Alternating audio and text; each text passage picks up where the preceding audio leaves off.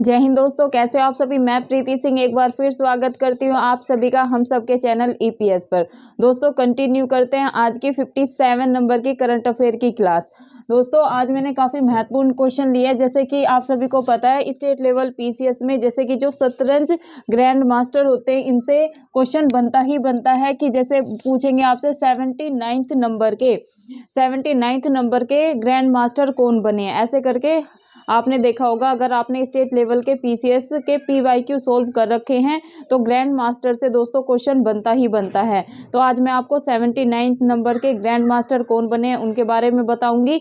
और दोस्तों अगर आप सभी को मैं हमेशा बोलती हूँ कि अगर आप स्टेट लेवल के पीसीएस की या कोई भी कॉम्पिटिटिव एग्जाम्स की तैयारी कर रहे हैं तो आपको सबसे पहले पीवाईक्यू सिलेबस देखना है, देन दोस्तों पीवाईक्यू पे अच्छे से काम करना है। मतलब पीवाईक्यू पिछले साल के जो एग्जाम्स में क्वेश्चन पूछे गए हैं उन पर दोस्तों अच्छे से उनको देखना है और उनका एनालाइज करना है। तो दोस्तों अगर आपने स्टेट लेवल के, आप चाहे किसी भी स्टेट लेवल के पीसीएस की तैयारी क्यों ना कर रहे हो, आपने देखा होगा दोस्तों बुक से भी क्वेश्चन बनते हैं। जैसे दोस्तों आज मैंने लिया है कि क्रांतिकारी बुक का विमोचन किसने किया, तो दोस्तों बुक से भी मैंने अपना यूपी पीसीएस के, जैसे मैंने स्टेट लेवल का पीसीएस दे रखा है दोस्तों सन 2022 वाला, तो मैंने पिछले साल के 10 ईयर के क्वेश्चन पेपर सोल्व कर रखे हैं। वहाँ पर दोस्तों मैंने देखा है एग्जाम में एक एक ईयर के एग्जाम में दोस्तों दो करंट अफेयर से अपनी किताब से क्वेश्चन पूछे गए हैं, तो साथ साथ हम वो भी कवर करते हुए चल रहे हैं। आज दोस्तों 20 से 25 क्वेश्चन लिए हैं जिन पर हम चर्चा करेंगे। आप सभी को पता है दोस्तों अपने एग्जाम्स बहुत ही ज़्यादा नज़दीक है, तो करंट अफेयर को आपको XYZ में नहीं लेना है। करंट अफेयर को दोस्तों दिन का आधे से 1 घंटा सभी मेरे स्टूडेंट को जरूर देना है। तो दोस्तों पहला ही क्वेश्चन है कि हाल ही में भारत के, क्या है दोस्तों, हाल ही में भारत के 79th नंबर के शतरंज ग्रैंड मास्टर कौन बने हैं। तो दोस्तों आपको 3-4 ऑप्शन में नाम देंगे, तो आपको ध्यान रखना है अगर 79th नंबर के भारत के शतरंज के ग्रैंड मास्टर आपसे पूछ ले तो दोस्तों आप क्या लगाओगे, आप लगाओगे प्रज्ञेश एम। कौन बने हैं दोस्तों, प्रज्ञेश एम क्या बने हैं, 79th नंबर के शतरंज के ग्रैंड मास्टर बने हैं।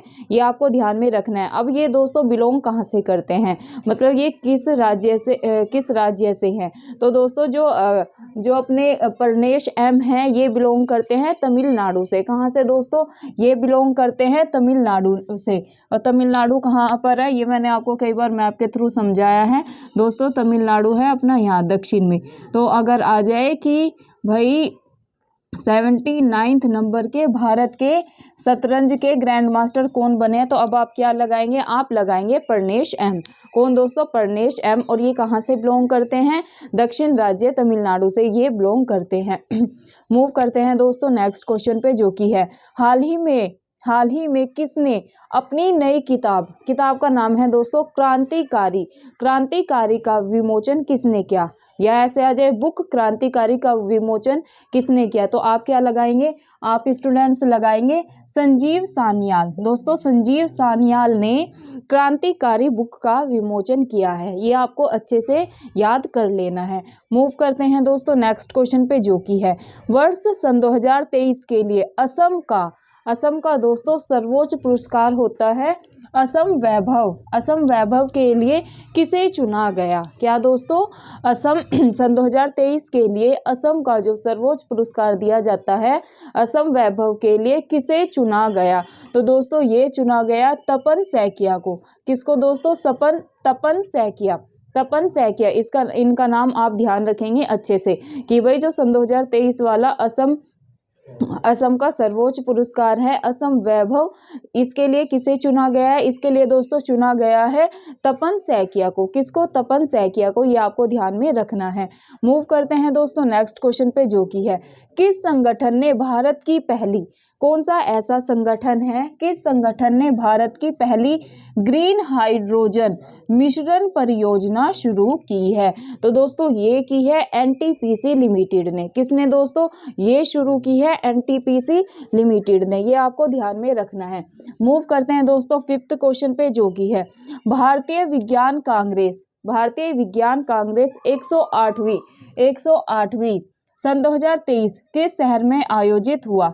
मतलब भारत विज्ञान कांग्रेस का जो 108वीं सन 2023 है ये किस शहर में आयोजित हुई? तो दोस्तों ये नागपुर में आयोजित हुई है। अब दोस्तों भारतीय विज्ञान कांग्रेस 107वीं कहाँ पर किस शहर में आयोजित हुई थी? ये दोस्तों हुई थी बेंगलुरु में। ये आपको दोनों याद रखना है। अगर भारतीय विज्ञान कांग्रेस 108वीं आ जाए तो इसका आयोजन हुआ था दोस्तों सन 2023 वाली का, इसका हुआ था दोस्तों नागपुर में। अगर सन 2022 की पूछ ले, एक तो नंबर में ही याद रखना है, ये थी सन 2022 वाली थी 107वीं, और सन 2023 में हुई है ये दोस्तों 108वीं थी। 108वीं का जो आयोजन है ये इसका आयोजन दोस्तों नागपुर में हुआ था, और जो 107वीं सन 2022 में हुई थी आयोजन इसका दोस्तों हुआ था बेंगलुरु, मतलब कि कर्नाटक में। ये आपको ध्यान में रखना है। मूव करते हैं दोस्तों नेक्स्ट क्वेश्चन पे, जो कि है ब्राजील के नए राष्ट्रपति के रूप में दोस्तों किसने शपथ ली?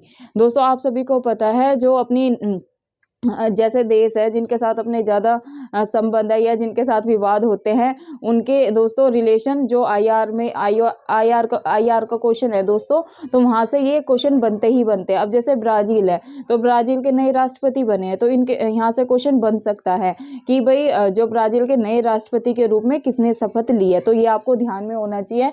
3-4 आपको ऑप्शन में देंगे, आपको ध्यान में रखना है दोस्तों कौन बने हैं ब्राज़ील के नए राष्ट्रपति। ये बने हैं लुइस इनासिया दा सिल्वा, ये आपको नाम ध्यान में रखना है। मूव करते हैं दोस्तों नेक्स्ट क्वेश्चन पे, जो कि है प्रवासी भारतीय सम्मान पुरस्कार।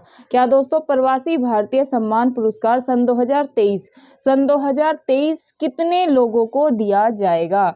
भारतीय आपको ध्यान में रखना है दोस्तों, प्रवासी भारतीय सम्मान पुरस्कार दिया जाता है जैसे, तो सन 2023 में ये पूछा गया है ये कितने लोगों को दिया जाएगा। तो आपको ध्यान में रखना है दोस्तों, इसके लिए फाइंड आउट वे 27 लोगों को दोस्तों क्या दिया जाएगा? प्रवासी भारतीय सम्मान पुरस्कार जो सन 2023 वाला दिया जाना है। ये आपको ध्यान में रखना है। मूव करते हैं दोस्तों नेक्स्ट क्वेश्चन पे, जो कि है 9th नंबर का। यह है भारत ने जनवरी सन 2023 में ऑस्ट्रिया के साथ किस एग्रीमेंट पर साइन किया है? तो दोस्तों किस एग्रीमेंट पर साइन किया है ये पूछा जा सकता है। तो दोस्तों ये किया है CMMPA। अब आप सोचेंगे ये CMMPA क्या है? दोस्तों इसकी फुल फॉर्म बताने जा रही हूँ। इसकी फुल फॉर्म है सी से comprehensive migration and mobility partnership agreement. तो दोस्तों ये एग्रीमेंट हुआ है किन किन देशों के बीच में हुआ है? ये दोस्तों हुआ है भारत के और ऑस्ट्रेलिया के साथ ये एग्रीमेंट साइन हुआ है सन 2023 में। ये आपको ध्यान में रखना है। मूव करते हैं दोस्तों नेक्स्ट क्वेश्चन पे, जो कि है 10th नंबर का। यह है दोस्तों भारतीय पुस्तकालय कांग्रेस का आयोजन किस राज्य में किया गया? तो दोस्तों ये किया गया है केरल में। कहाँ पर किया गया है दोस्तों? ये किया गया है केरल में। ये आपको ध्यान में रखना है। अब दोस्तों नेक्स्ट क्वेश्चन पे मूव करते हैं, जो कि है 11th नंबर का।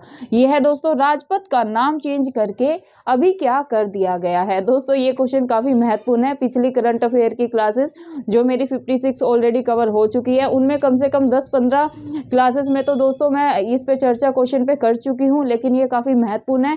आपको किसी ना किसी स्टेट लेवल PCS या फिर आप किसी भी कॉम्पिटेटिव एग्जाम्स की तैयारी क्यों ना कर रहे हो, ये क्वेश्चन आपको 100% दोस्तों देखने को मिलेगा, क्योंकि ये राजपथ बहुत ही ज़्यादा महत्वपूर्ण है और ये काफ़ी चर्चा में बना हुआ था न्यूज़ में।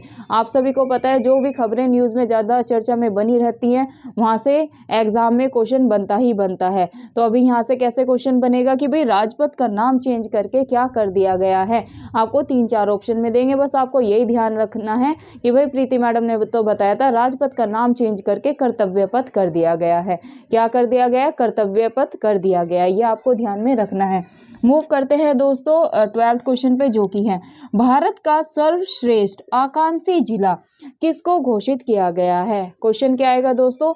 भारत का सर्वश्रेष्ठ आकांक्षी जिला किसको घोषित किया गया है? तो दोस्तों ये किया गया है हरिद्वार को। किसको? हरिद्वार को। और ये किसने घोषित किया है? ये दोस्तों नीति आयोग के द्वारा घोषित किया गया है। अब दोस्तों नीति आयोग के बारे में भी मैं बहुत सारी जो फैक्चुअल चीजें हैं वो पहले बता चुकी हूँ। नीति आयोग दोस्तों 1 जनवरी सन 2015 को लाया गया था। किसके स्थान पर लाया गया था दोस्तों? पहले था योजना आयोग। योजना आयोग को दोस्तों समाप्त करके 1 जनवरी सन 2015 को नीति आयोग लाया गया। दोस्तों नीति आयोग क्या है, किस रूप में काम करता है? थिंक टैंक के रूप में दोस्तों ये काम करता है। और दोस्तों जो नीति आयोग के अध्यक्ष होते हैं वो होते हैं पीएम। अभी नीति आयोग के अगर अध्यक्ष आ जाए तो आप क्या लगाएंगे, आप लगाएंगे पीएम नरेंद्र मोदी जी। ये आपको ध्यान में रखना है। अब मूव करते हैं दोस्तों नेक्स्ट क्वेश्चन पे, जो कि है 13th नंबर का। ये है भारत का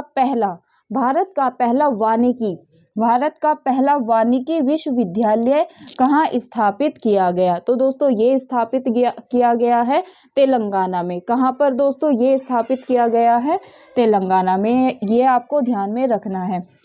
14th नंबर का दोस्तों क्वेश्चन है, खुद का इंटरनेट सेवा शुरू करने वाला भारत का कौन सा राज्य बना है। खुद की इंटरनेट सेवा शुरू करने वाला भारत का कौन सा राज्य बना है। तो दोस्तों ये बना है केरल। कौन बना है दोस्तों, ये बना है केरल। और केरल कहाँ पर है, केरल दोस्तों यहाँ पर है। ये अपना दक्षिण का राज्य है। ये भारत का पहला ऐसा राज्य बना है दोस्तों जिसने इंटरनेट की अपनी खुद की सेवा शुरू की है। ये आपको ध्यान में रखना है। मूव करते हैं दोस्तों 15th नंबर क्वेश्चन पे, जो कि है भारत के पहले 3D प्रिंटेड डाकघर का निर्माण कहाँ पर किया गया है। तो दोस्तों ये किया गया है बंगलोर में। कहाँ पर दोस्तों, बंगलोर में। ये आपको ध्यान में रखना है। मूव करते हैं दोस्तों 16th नंबर क्वेश्चन पे, जो कि है भारत के पहले भूकंप स्मारक का उद्घाटन कहाँ पर किया गया। तो दोस्तों भारत के अगर आ जाए, भारत के पहले भूकंप स्मारक का उद्घाटन कहाँ पर किया गया, तो दोस्तों आपको ध्यान में रखना है ये किया गया है गुजरात के भुज में। कहाँ पर दोस्तों, ये किया गया है गुजरात के भुज में। गुजरात के भुज में, ये दोस्तों आपको ध्यान में रखना है। ये आपको ध्यान में रखना है, गुजरात के भुज में दोस्तों भारत के पहले भूकंप स्मारक का उद्घाटन किया गया है। ये आपको ध्यान में रखना है। मूव करते हैं दोस्तों नेक्स्ट क्वेश्चन पे, जो कि है 17th नंबर का। यह है दोस्तों हिंदी भाषा में MBBS का कोर्स शुरू करने वाला। क्या दोस्तों, हिंदी भाषा में MBBS का कोर्स शुरू करने वाला भारत का पहला कौन सा राज्य बना है। तो दोस्तों ये बना है MP, मतलब कि मध्य प्रदेश दोस्तों, मध्य प्रदेश MBBS की पढ़ाई हिंदी में शुरू करने वाला भारत का पहला राज्य बना है। नहीं तो दोस्तों मोस्टली क्या होता है, जो MBBS की पढ़ाई होती है ना वो अंग्रेजी भाषा में होती है।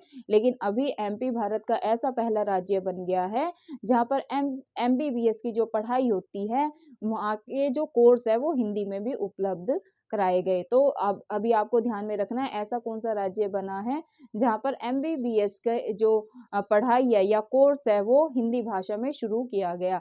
तो ये राज्य है MP, मतलब कि मध्य प्रदेश। ये आपको ध्यान में रखना है। मूव करते हैं दोस्तों 18th नंबर क्वेश्चन पे, जो कि है मानव यात्रियों को ले जाने वाला भारत का पहला ड्रोन का नाम बताइए। क्या है दोस्तों क्वेश्चन, मानव यात्रियों को ले जाने वाले भारत का ऐसा कौन सा ड्रोन बना है। तो दोस्तों ये है वरुण, इसका नाम है वरुण। ये आपको ध्यान में रखना है। मूव करते हैं दोस्तों नेक्स्ट क्वेश्चन पे 19 नंबर के, जो कि है कौन विश्व का चीनी का सबसे बड़ा उपभोक्ता और उत्पादक देश बन गया। क्या है दोस्तों क्वेश्चन, कौन विश्व में चीनी का सबसे बड़ा उपभोक्ता और उत्पादक करने वाला देश बन गया है। तो दोस्तों ये बना है भारत। कौन बना है, भारत। ये आपको ध्यान में रखना है। मूव करते हैं दोस्तों नेक्स्ट क्वेश्चन पे, जो कि है ब्रिटेन के नए PM। ये तो दोस्तों मैंने आपको पिछली कक्षा में भी कराया है और जो भी मेरे साथ नए स्टूडेंट जुड़े हैं दोस्तों उन्हें नहीं पता होगा। ब्रिटेन के नए PM दोस्तों बने हैं ऋषि सुनक। कौन दोस्तों, ऋषि सुनक ब्रिटेन के नए PM बने हैं। ऋषि सुनक दोस्तों इसलिए ज्यादा महत्वपूर्ण है क्योंकि ये भारतीय मूल के हैं। भारतीय मूल के ब्रिटेन में पहले ऐसे PM है जो भारतीय मूल के हैं और ब्रिटेन में PM बने हैं। और दोस्तों अगर इनकी एज दोस्तों काफी कम है। इनकी एज मतलब ये 42 ईयर्स के हैं और ये कहाँ के PM बने हैं, ये PM बने हैं ब्रिटेन के। कौन बने हैं, ऋषि सुनक बने हैं। ये आपको ध्यान में रखना है। इनसे पहले दोस्तों कौन थी ब्रिटेन की PM, लिज ट्रंस दोस्तों वहाँ के PM थी। उन्होंने इस्तीफा दे दिया था। देन कौन बने हैं, अभी दोस्तों वहाँ के PM है, ब्रिटेन के PM है ऋषि सुनक जी। ये आपको ध्यान में रखना है। मूव करते हैं दोस्तों आज के लास्ट क्वेश्चन पे, जो कि है कहाँ दुनिया का पहला तैरता हुआ शहर बनाया गया। कौन सा ऐसा देश है जहाँ पर पहला तैरता हुआ शहर बनाया गया है? तो दोस्तों ये बनाया गया है दक्षिण कोरिया में। कहाँ पर? दक्षिण कोरिया में। ये आपको ध्यान में रखना है। दोस्तों ये क्लास काफ़ी महत्वपूर्ण चल रही है करंट अफेयर की, तो आप सभी स्टूडेंट को ये क्लासेस मिस नहीं करनी है। रोज़ दोस्तों मैं आधे से 1 घंटे की अपनी करंट अफेयर की क्लासेस ले रही हूँ और साथ-साथ आपको मैराथन भी कवर कराते हुए चल रही हूँ। 3-4 दोस्तों मैंने मैराथन क्लासेस कराई है, उनमें काफ़ी महत्वपूर्ण टॉपिक आपको कवर कराए हैं, तो वो भी आपको देखनी है। और ये डेली जो भी क्लासेस होती है दोस्तों, जैसे इसमें कुछ क्वेश्चन दोस्तों जो जनवरी की करंट अफेयर है उससे है, और जो सन 2022 में कुछ घटनाएं घटित हुई हैं और जहाँ से मुझे लगता है कि क्वेश्चन आ सकते हैं, मैं वो साथ-साथ लेते हुए चल रही हूँ कि भई सन 2022 की भी अपनी करंट अफेयर कवर होती हुई चले, और जो अपना daily to daily current affair हैं, जो महत्वपूर्ण चर्चा में है, वो भी अपना डेली वाइज़ डेली हम कवर करते हुए चलेंगे। तो दोस्तों किसी भी स्टूडेंट को मेरे करंट अफेयर की क्लास मिस नहीं करनी है और कक्षा को अंत तक देखना है, बिल्कुल भी क्लास को आपको स्किप नहीं करना है। अगर दोस्तों आप स्किप चीज़ों को करेंगे, क्लास को करेंगे, तो आप करंट अफेयर में अच्छा प्रदर्शन नहीं कर पाएँगे एग्ज़ाम में। और आप सभी को पता है दोस्तों, अपने स्टेट लेवल पीसीएस में या आप किसी भी कॉम्पिटिटिव एग्ज़ाम्स की तैयारी कर रहे हैं, स्टेट लेवल पीसीएस में तो दोस्तों 30 से 35 क्वेश्चन कभी-कभी 40 भी क्वेश्चन अपने करंट अफेयर के देखने को मिलते हैं। और वो कैसे 40 संख्या हो जाती है, वो मैंने पिछली क्लासेस में बताया है कि भई जैसे साइंस टैग हो गया, वहाँ से करंट से रिलेट करके क्वेश्चन आते हैं। एनवायरनमेंट हो गया दोस्तों, पर्यावरण, वहाँ से भी करंट से रिलेट करके क्वेश्चन आते हैं। कुछ ज्योग्राफी के क्वेश्चन हो गए, इकोनॉमी जैसे बजट वगैरह हो गया, तो वहाँ से भी करंट से ही दोस्तों क्वेश्चन बनते हैं। तो अगर हम इनकी संख्या लगाएँ तो दोस्तों 35 से 40 हो जाती है। तो आपको बिल्कुल भी करंट अफेयर को मिस नहीं करना है दोस्तों। रोज़ आधे से 1 घंटा आपको करंट अफेयर को देना है। अभी एग्ज़ाम के दोस्तों ज़्यादा दिन नहीं बचे हैं। स्टेट लेवल के एग्ज़ाम्स दोस्तों हमारे बैक टू बैक है, जैसे कि फरवरी में अपना बीपीएससी का एग्ज़ाम है, और अपना यूपीपीसीएस का भी कैलेंडर जारी हो गया है, उसका अपना 14 मई को एग्ज़ाम है। एमपीपीसीएस का भी दोस्तों अपना मई में ही एग्ज़ाम है। तो आपको दोस्तों अभी कमर कस लेनी है, दिन रात सिर्फ अपनी पढ़ाई पर फोकस करना है। दोस्तों जो भी मेरे स्टेट लेवल के स्टूडेंट मेरे साथ जुड़े हैं, आपको दोस्तों अच्छे से दिन में कितने घंटे होते हैं, रात दिन लगा के 24 घंटे होते हैं दोस्तों, आपको 8 से 10 घंटे अपने अभी पढ़ाई के लिए निकालने हैं, क्योंकि पीटी में अब ज़्यादा टाइम नहीं बचा है, सिर्फ 4 महीने बचे हैं। और दोस्तों ये टाइम ऐसे ही चला जाएगा, तो अपनी तैयारी को आपको अपना अप्रैल तक अच्छे से कर लेनी है। मई में तो एग्ज़ाम है ही। तो दोस्तों ऐसे ही आप मेरी क्लासेस देखते रहें। आई होप सभी को मेरी करंट अफेयर की क्लास से काफ़ी लाभ हो रहा है, वो आपके फीडबैक से ही पता चल रहा है। और दोस्तों प्लीज़ कोऑपरेट करिएगा। आप लोग डिजिटल बोर्ड के लिए बोल रहे हैं कि मैम डिजिटल बोर्ड ले लो, डिजिटल बोर्ड ले लो। दोस्तों तो उसमें थोड़ा टाइम लगेगा, एकदम से चीज़ें नहीं होती है। मैं पूरा प्रयास कर रही हूँ जल्द से जल्द अरेंज करने का, लेकिन जब तक हम अपने व्हाइट बोर्ड पर ही मेहनत करेंगे, आज तक हमने 3 महीने हो गए हैं हमें कक्षा करते हुए, तो इसी पे अच्छे से मैंने आपको समझाने का प्रयास किया है। तो ऐसे ही मैं आगे भी ऐसा प्रयास करती रहूँगी। और दोस्तों आपको जो बच्चे मेरे साथ नए जुड़े हैं उन्हें नहीं पता होगा, जीएस सेकंड जो कि है दोस्तों अपना भारतीय राज व्यवस्था, उसके भी दोस्तों मैंने 38 लेक्चर कवर करा रखे हैं। तो वो भी आप जाके चैनल ईपीएस बाय प्रीति सिंह पर देख सकते हैं। प्लेलिस्ट में जाएंगे तो आपको प्लेलिस्ट मिल जाएगी। दोस्तों मैंने हिस्ट्री भी स्टार्ट करा दिया है, हिस्ट्री के 4 लेक्चर ऑलरेडी कवर हो चुके हैं, तो वो भी आप जाके देखें।